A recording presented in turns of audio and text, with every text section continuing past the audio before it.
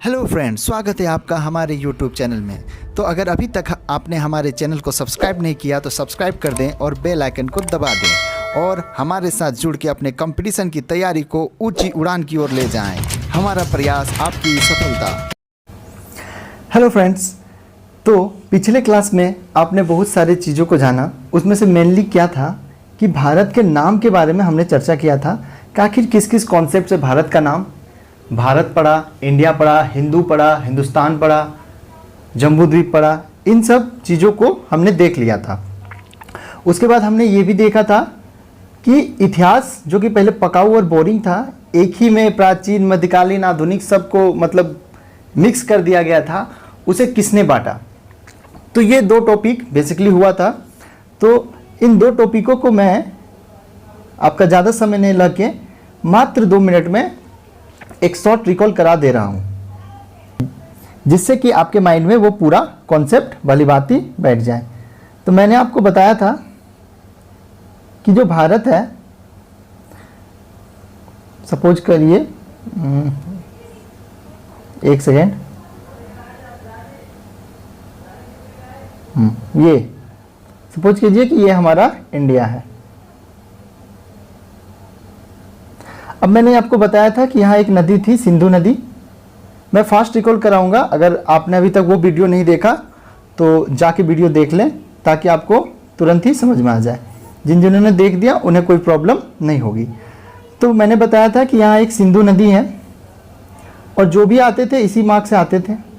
तो इसी नदी के नाम पे सबसे पहले जब ईरानी आए तो उन्होंने सिंधु से हमारे देश को हिंदू मतलब बोलने लगे। धीरे धीरे क्या हुआ कि जो हमारे अरब वाले थे, यहाँ जो अरब वाले थे, उन्होंने हमारे देश को हिंद कहा और इसी के नाम पे फिर मध्यकाल में हमारा देश हिंदुस्तान के नाम से जाने जाने लगा। जब यूनानी आए सिकंदर के समय तो उन्होंने इसको इंदे कहा और यही इंदे टूट के इंडिया बन चुका था। हमारे देश को जम्बूद्वीप भी कहा जाता है, क्योंकि यहाँ जामुन बहुत ज़्यादा है, मतलब पाए जाते थे, अभी भी पाए जाते हैं। तो इसका 3-4 नाम देख लिया हमने, इंडिया, जम्बूद्वीप, हिंद, हिंदुस्तान। उसके बाद हमने ये देखा था कि पहले हिस्ट्री एक मिक्सअप था, सब घटनाएं एक ही में खिचड़ी की तरह थी। तो इसको तोड़ दिया गया किस किस भाग में, प्राचीन काल, मध्यकाल और आधुनिक काल में। और हमने देखा था, अगर आपने वो वीडियो देखा होगा तो आपको याद होगा कि ये जो तोड़ने का था, मतलब ये जो सिस्टमेटिक तोड़ा था, उसे तोड़ा था सेल्यूकस ने। मैंने आपको इसमें ट्रिक भी बताया था। ट्रिक ये था कि हिस्ट्री में कोई रस नहीं है, तो सेल्यूकस सोचा कि मैं 3 भाग में बांट के हिस्ट्री को थोड़ा मतलब रस टाइप का कर दूं, मतलब एक्साइटमेंट कर दूं। तो यहाँ तक हमने अभी देख लिया था। अब आज हम बढ़ते हैं अपने नेक्स्ट टॉपिक की ओर, जो कि है भारत का इतिहास में ही। आगे हम देखते हैं कि आगे हमें क्या क्या पढ़ना है और कैसे हम चीज़ों को डील करेंगे। तो आज हम जिस चीज़ों को पढ़ने जा रहे हैं, अब देखिए इतिहास है, तो अभी मेनली हम लोग भारत का इतिहास को ही डील कर रहे हैं। तो इतिहास तो बीत गया, बात जो मैंने बताया था कि जो चीज़ बीत गया पास्ट काल है। तो पास्ट काल को जानने के लिए अब हम कैसे जानेंगे। यहाँ पे कोई टाइम मशीन तो है नहीं, है ना, जो कि हॉलीवुड मूवी में आपने देखा होगा कि एक टाइम मशीन होती है, उस पर आराम से बैठ के आप किसी भी ईस्वी सन में चल जाओ और वहाँ की चीज़ों को देख लो। क्या वहाँ की चीज़ों को देख लो और समझ जाओ। तो ये टाइम मशीन तो एक हाइपोथेटिकल कॉन्सेप्ट है, मतलब ये सच्चाई नहीं है, ये बस एक ऐसे ही कॉन्सेप्ट है। तो हमारे पास तो कोई टाइम मशीन नहीं है, तो फिर कैसे हमने इतिहास को जाना। आखिर कौन सा, कोई तो क्लू होगा ना, कि कोई क्लू होगा कि भाई इस क्लू के थ्रू हमने जाना कि वहाँ पे ऐसे ऐसे ऐसे ऐसे चीज़ था। तो वो सब क्लू क्या है, वो सब क्लू क्या है। देखिए, जब इतिहास के लिए वो सब क्लू हैं, जब हम इतिहास को देखेंगे तो उसके स्रोत क्या क्या हैं, इतिहास को जानने के स्रोत। तो इसमें इतिहास को जानने के 3-4 स्रोत हैं। सबसे पहला आता है धार्मिक ग्रंथ। धार्मिक ग्रंथ।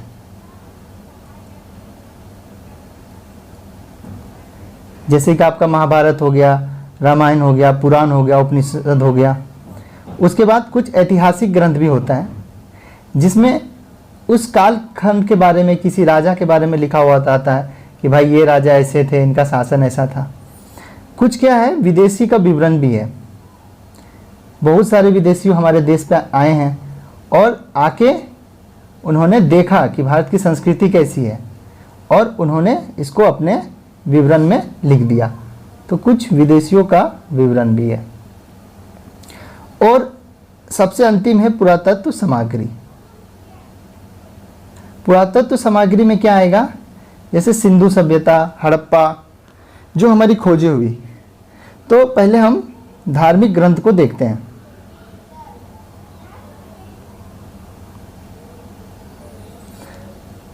तो धार्मिक ग्रंथ में मैंने आपको क्या बताया, महाभारत, रामायण, पुराण, वेद, जो भी है। तो इनसे पता चल जाता है कि इस समय वो राजा थे, इस टाइप की शासन व्यवस्था थी, स्त्रियों के क्या स्थिति थी, वैल्यू मिलता था कि नहीं मिलता था, पुरुष ज़्यादा मजबूत थे कि स्त्री ज़्यादा मजबूत थी। ऐतिहासिक ग्रंथ में क्या है, बहुत सारा ऐसा ग्रंथ है जिसमें किसी राजा का जीवनी लिखा गया है।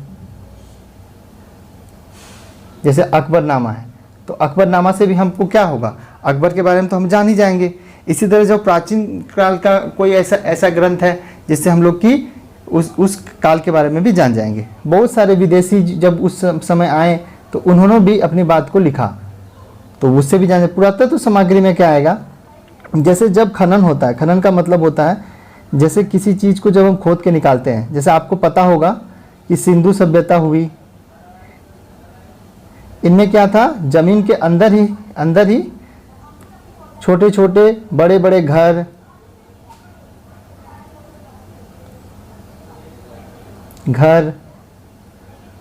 मूर्ति, ये सब मिला है। तो और बड़ा बड़ा स्नानागार, स्विमिंग पूल जैसे मिला है, ठीक है। तो स्विमिंग पूल मिला है। तो इससे क्या पता चलता है कि उस समय भी स्विमिंग पूल का प्रचलन था। घरों में ईंट का प्रयोग होता था, तो ईंट। तो इस तरह हम क्या करते हैं, हिस्ट्री को देखते हैं। तो एक बार मैं और रिकॉल कर दे रहा हूं आपको कि हिस्ट्री को देखने का, जानने का क्या क्या स्रोत है। तो सबसे पहले स्रोत 4 है, धार्मिक ग्रंथ जैसे कि महाभारत, रामायण। इससे भी हम जान सकते हैं, जैसे रामायण महाभारत से हमको पता चलता है ना कि वहाँ पे राम जी का शासन था, महाभारत में पांडव और कौरव का युद्ध हुआ। दूसरा ऐतिहासिक ग्रंथ है, किसी राजा की जीवनी, है ना, बहुत सारा राजा का जीवनी लिखा गया है, तो उससे भी हमें पता चल जाता है। विदेशियों का विवरण है, उस काल में जो विदेशी आए उन्होंने जो भारत में देखा उसका भी विवरण दिया। पुरातत्व सामग्री से भी हम पता कर सकते हैं कि आखिर जो सामग्री मिला उससे भी हम क्या कर सकते हैं, क्लू। और इसी क्लू के आधार पे ही हमारे बुकों को लिखा गया है, इसी क्लू सब के आधार पे। यहाँ कोई टाइम मशीन नहीं है कि कोई जाएगा वहाँ और देख लिया। कोई भी आपका हिस्ट्री है, ये सब क्लू और तथ्यों से एक क्रमबद्ध कर दिया गया है, जिसे आप इतिहास कहते हैं। तो आज आगे हम देखेंगे, यहाँ तक तो चीज़ें क्लियर हो गई होगी। आगे हम देखेंगे हमारा सबसे प्राचीन धर्म ग्रंथ, मतलब ऐतिहासिक स्रोत, धार्मिक और ऐतिहासिक स्रोत को देखेंगे। ऐतिहासिक स्रोत, ऐतिहासिक या धार्मिक स्रोत।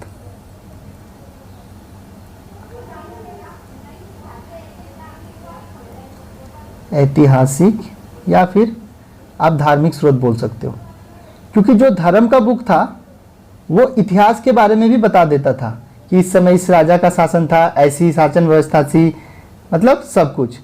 तो सबसे इम्पोर्टेंट जो चीज़ है उसमें आज जो जिस चीज़ का हम डील करने वाले हैं वो है वेद।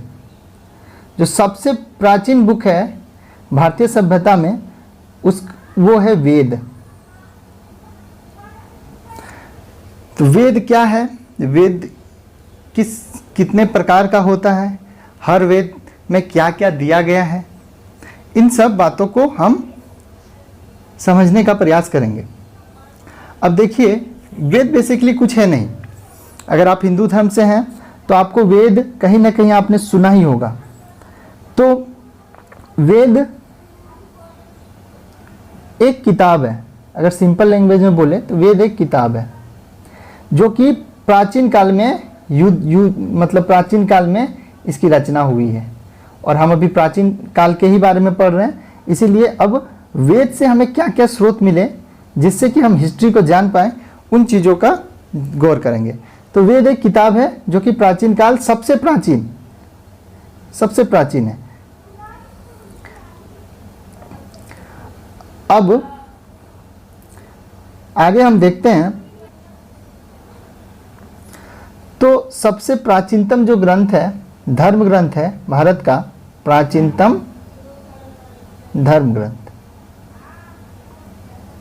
वो क्या है? वेद है। अब इसकी रचना किसने की थी? तो इसकी रचना की थी कृष्णद्वैपायन ने। कृष्णद्वैपायन,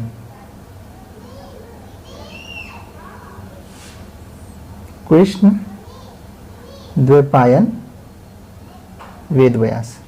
यहाँ पे ध्यान रखिएगा कि वेदव्यास ने महाभारत की भी रचना की थी, तो ये वो वेदव्यास नहीं है, ये दूसरे वाले वेदव्यास हैं, कृष्णद्वैपायन वेदव्यास। तो इन्होंने इसकी संकलन की थी। इन्हें रचनाकार नहीं कहा जाता है, संकलनकर्ता कहा जाता है, क्योंकि इंडियन कॉन्सेप्ट या हिंदू धर्म ऐसा मानता है कि वेद ईश्वर का ज्ञान है, ईश्वर द्वारा दिया गया ज्ञान है, ईश्वर द्वारा दिया गया ज्ञान।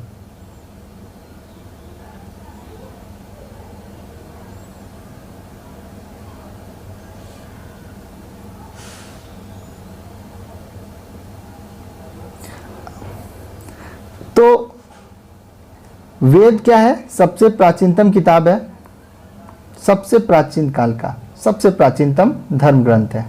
और इसके रचनाकार कौन थे? कृष्णद्वैपायन वेदव्यास।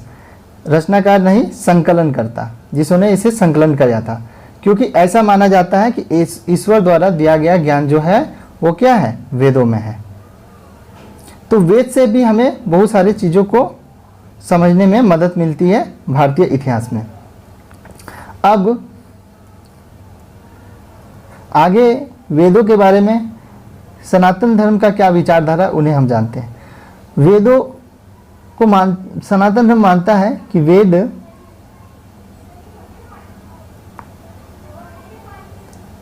नित्य हैं,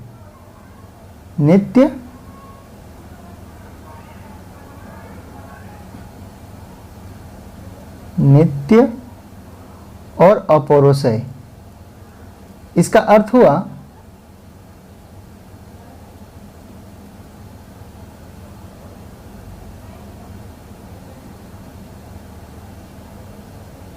इसका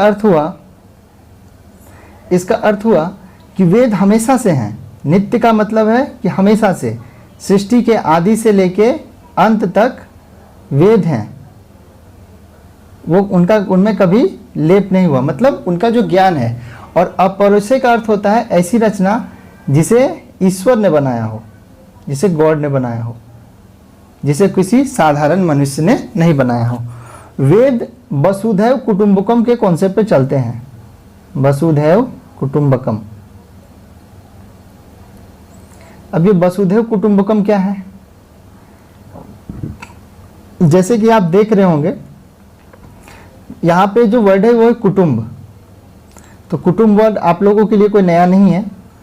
और यहाँ कुटुंब का मतलब क्या होता है? जब हमारे घर में जब कोई मेहमान आता है तो उसे हम क्या बोलते हैं कि ये मेरा कुटुंब है जो मेरे घर पे आया है। इसका मतलब एक प्रकार से आप सोच सकते हो परिवार।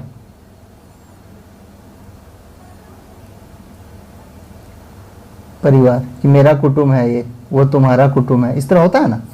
अब वसुधैव का जो अर्थ है वो है वसुधा, अर्थात पृथ्वी। तो वेद का कॉन्सेप्ट था कि पूरा पृथ्वी क्या है? एक परिवार है। पूरा पृथ्वी क्या है? एक परिवार है।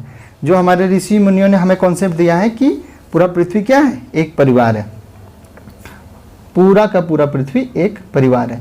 तो इससे क्या होता था, इससे इसीलिए हमारे सभ्यता में है अतिथि देवो भव, अर्थात अगर कोई भी आ जाता है तो हम उसे परिवार की तरह ही ट्रीट करते हैं। लेकिन इसका बुरा इम्पैक्ट भी पड़ा, कोई आता था हम तो उसे वसुधैव कुटुंब की तरह पूरा पृथ्वी परिवार है सम्मान देते थे, लेकिन वो हमें क्या करता था, हमारे ही घर को, हमारे ही देश को लूट के चल जाता था। तो अभी तक जो हमने देखा इसका मेन पॉइंट अब हम अंडरलाइन करेंगे कि जो जो कंपटीशन में आ सकता है। तो हमने देखा कि इंडिया का जो वेद है उसको नित्य और अपौरुषेय माना जाता है। नित्य इसीलिए क्योंकि इसका आदि अंत नहीं है, और अपौरुषेय इसलिए क्योंकि ऐसा माना जाता है कि इसे ईश्वर द्वारा कृत है। वेद वसुधैव कुटुंबकम के आधार पर चलते हैं। कुटुंब का अर्थ परिवार होता है और वसुधा का अर्थ पृथ्वी होता है। तो इसका कॉन्सेप्ट हुआ कि पूरा पृथ्वी एक परिवार है। लेकिन मैंने आपको बताया कि इस कॉन्सेप्ट के कारण क्या हुआ, बहुत सारे विदेशी आक्रमणकारी हमारे देश में आए और हमने उनका स्वागत किया। कभी आपको इतिहास में ऐसा नहीं मिला होगा कि इंडिया में कोई आया और तुरंत हमने ही उन पर अटैक कर दिया, ऐसा नहीं हुआ, उधर से ही अटैक होता था। क्योंकि हमारी जो संस्कृति थी वो सभी को परिवार जैसा लेके चलाती थी, इसीलिए वेदों में वसुधैव कुटुंबकम लिखा गया था। तो अब तक आपने जो जो देखा उसे थोड़ा सा समराइज कर लेते हैं ताकि आपके माइंड में रिकॉल हो। तो अभी तक हमने क्या क्या देखा, हमने ये देखा कि इतिहास में कोई टाइम मशीन नहीं है जिससे कि हम आराम से किसी चीज़ को जान पाएँ, उसके लिए हमें कुछ स्रोतों पे डिपेंड होना पड़ता है। उसके बाद हमने देखा कि जो स्रोत है वो 4 स्रोत हैं, धार्मिक ग्रंथ, ऐतिहासिक ग्रंथ, विदेशी विवरण, प्रत्यक्ष सामग्री। या तो महाभारत रामायण से कुछ जान लो, या किसी राजा की जीवनी से जान लो, या विदेशी अगर कुछ लिखे उस कॉन्सेप्ट से आप कुछ समझने का चेष्टा करो, या जो उत्खनन के दौरान हड़प्पा सिंधु सभ्यता में जो भी वस्त्र मिले हैं, वस्त्र तो नहीं, ये पोट्री जो मिली है और घर का डिजाइन है, इससे कुछ कॉन्सेप्ट देख लेते हैं।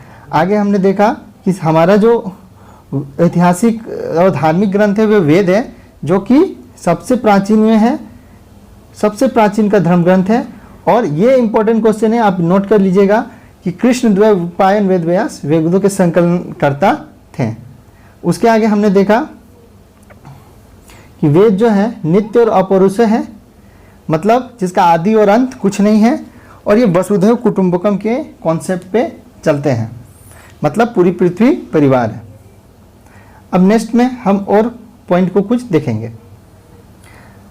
अब तक हमने वेद को देख लिया, अब वेदों की संख्या कितनी है, तो वेदों की संख्या 4 है।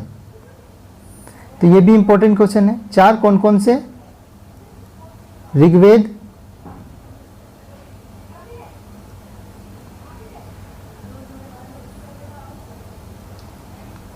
यजुर्वेद,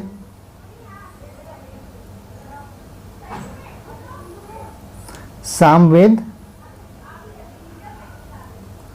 और सबसे अंतिम अथर्ववेद। अथर्ववेद। तो ये 4 वेद हैं। वेदों की संख्या 4 है। ये एग्जाम में पूछा जाता है कि वेदों की संख्या कितनी है, 4, 5, 6, 7, तो आपको 4 टिक लगाना होगा। तो 4 वेद है, ऋग्वेद, यजुर्वेद, सामवेद, अथर्ववेद।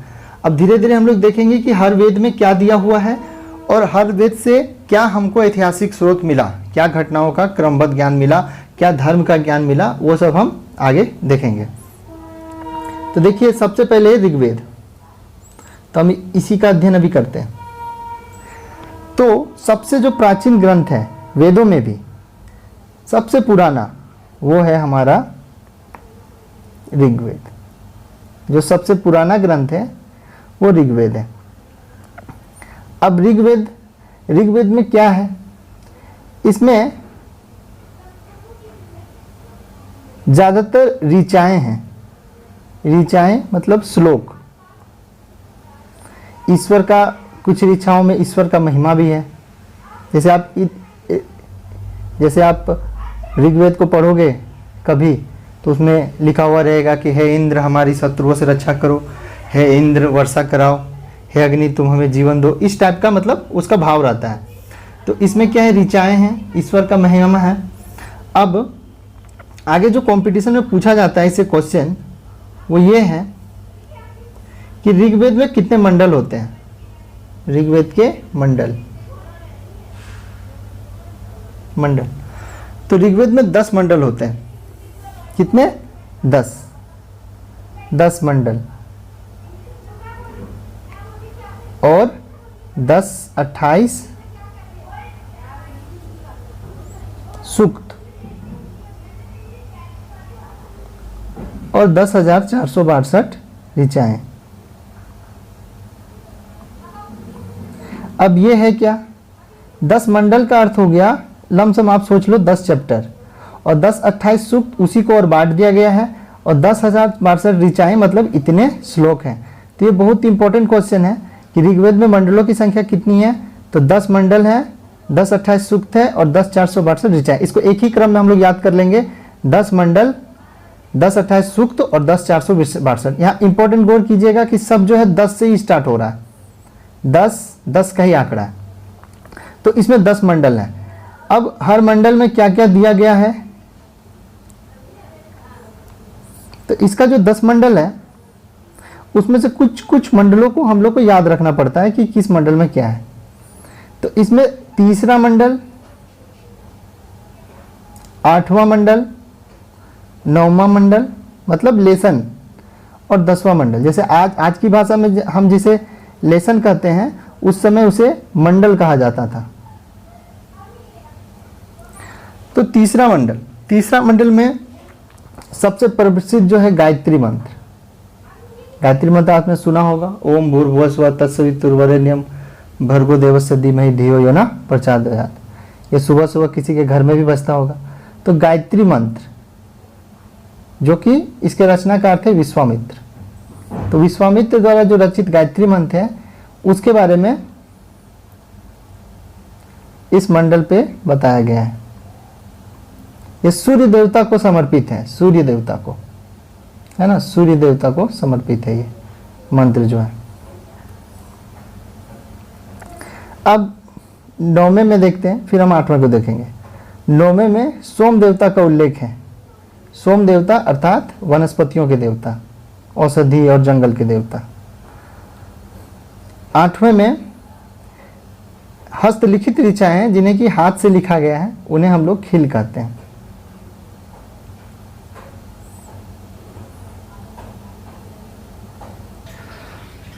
तो तीसरा मंडल में गायत्री मंत्र है, जो कि विश्वामित्र द्वारा रचित है और सूर्य देवता को समर्पित है।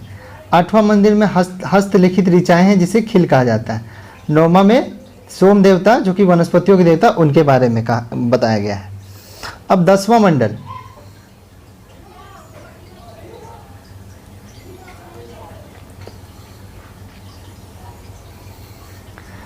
दसवें मंडल में क्या बताया गया है। देखिए 10वें मंडल में बताया गया है चातुर्वर्णीय समाज। चातुर्वर्णीय समाज का मतलब हुआ कि अभी भी आप देखते होंगे समाज को अलग अलग भागों में विभक्त किया गया है।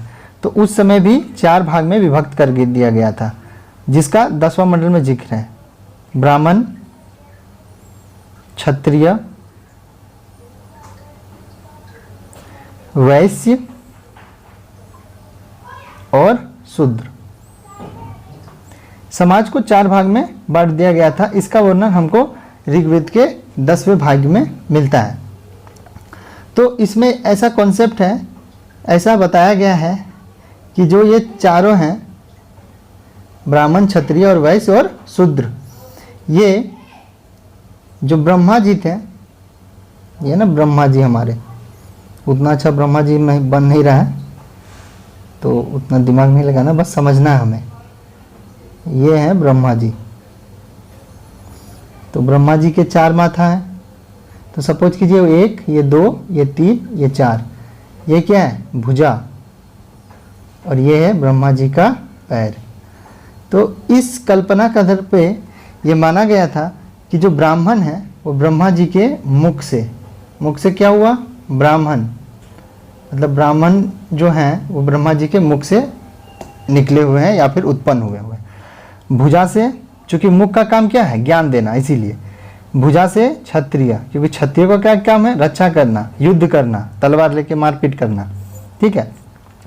वैश्य का काम, वैश्य क्या है, जंघा से, जंघा से वैश्य। वैश्य का मतलब क्या हो गया, बिजनेस करना, ठीक है। तो बिजनेस करने वाला आदमी क्या करेगा, अभी आप दुकान में जाके देखते होंगे, व्यापार जो करता है वो आराम से बैठा हुआ रहता है, तो जांग ऐसे करके जांग बैठा के अपना आराम से बैठा हुआ रहता है। और जो शूद्र थे वो चरण से उत्पन्न हुए। शूद्र कहाँ से, चरण से। चरण मतलब सेवा करना। तो ये कॉन्सेप्ट है ऋग्वेद में का। तो जो जो इम्पोर्टेंट है उसे मैं अंडरलाइन कर रहा हूँ, आप गौर कीजिएगा।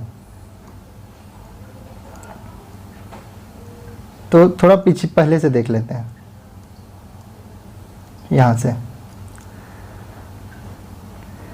यहाँ मैंने बताया आपको कि ऋग्वेद वेद है जो है वो सबसे पुराना है, और वेद 4 हैं।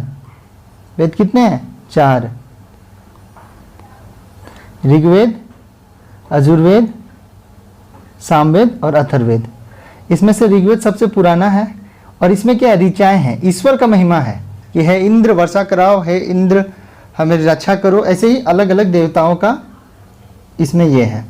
अब ऋग्वेद में इंपॉर्टेंट क्वेश्चन क्या पूछेगा कि इसमें कितने मंडल हैं, तो 10 मंडल हैं, 10 28 सूक्त हैं और 10 64 62 ऋचाएँ। ये पूरी 10 का आंकड़ा है, तो आपको 10 याद ही रखना है। जब भी ऋग्वेद आए अगर कोई डिजिट पूछे तो 10 से संबंधित ही होगा। इसमें से हमने कुछ और मंडल को देखा, जैसे तीसरा नंबर पे क्या है, गायत्री मंत्र है, जिसके रचयिता विश्वामित्र हैं और भगवान सूर्य को समर्पित है वो। 8 में हमने देखा कि हाथ से लिखे हुए ऋचाएँ हैं, जिसे कहा जाता है खिल। और 9 में सोम, मतलब सोम अर्थात होता है ना वनस्पति का देवता। उस समय आदमी सब सोम रस भी पीता था, वो आज के शराब के बराबर ही है। वो वनस्पति से तैयार किए जाती थी, तो उसको पीते से आनंद भी उसको लगता था, ठीक है। तो इसीलिए वो भगवान सोम को भी भगवान मानता था, मतलब प्रकृति के उपासक थे वो। जो भी उन्हें हेल्पफुल लगता था, जैसे गाय को भी सम्मान की दृष्टि से देखा जाता था, उसके वध करने पे सजा तक का प्रावधान था। तो मैं आपको नेक्स्ट वीडियो में बताऊंगा। नेक्स्ट हमने देखा कि जो 10वां मंडल है, ये हमारे ब्रह्मा जी आए थे 10वां मंडल में। तो जो हमने देखा कि जो 10वां मंडल है उसमें समाज को 4 भाग में बांटने का जिक्र है, ब्राह्मण, क्षत्रिय, वैश्य, शूद्र। ब्राह्मण जो क्या है, ब्रह्मा जी के मुख से निकला है, ज्ञान का काम है, मुख का काम है ज्ञान देना, इसलिए ब्रह्मा के मुख से निकला है। और जो क्षत्रिय है वो भुजाओं से निकला है, क्योंकि युद्ध करेगा। और वैश्य जंघा से, क्योंकि बैठ के खाली बिजनेस चलाएगा। और शूद्र चरण से, मतलब अब चरण से शूद्र निकला है, मतलब सेवा करेगा, किसी का हेल्प कर दिया, है ना। तो अभी तक हमने ऐसे देखा। अब इसको हम लोग लूसेंट में पढ़ेंगे और इसको समझने का चेष्टा करेंगे। तो फ्रेंड, अगर आपको हमारी वीडियो अच्छी लगी हो तो चैनल को सब्सक्राइब कर दें और बेल आइकन को बजा दें, और प्लीज़ लाइक और कमेंट करके अपने सुझाव देते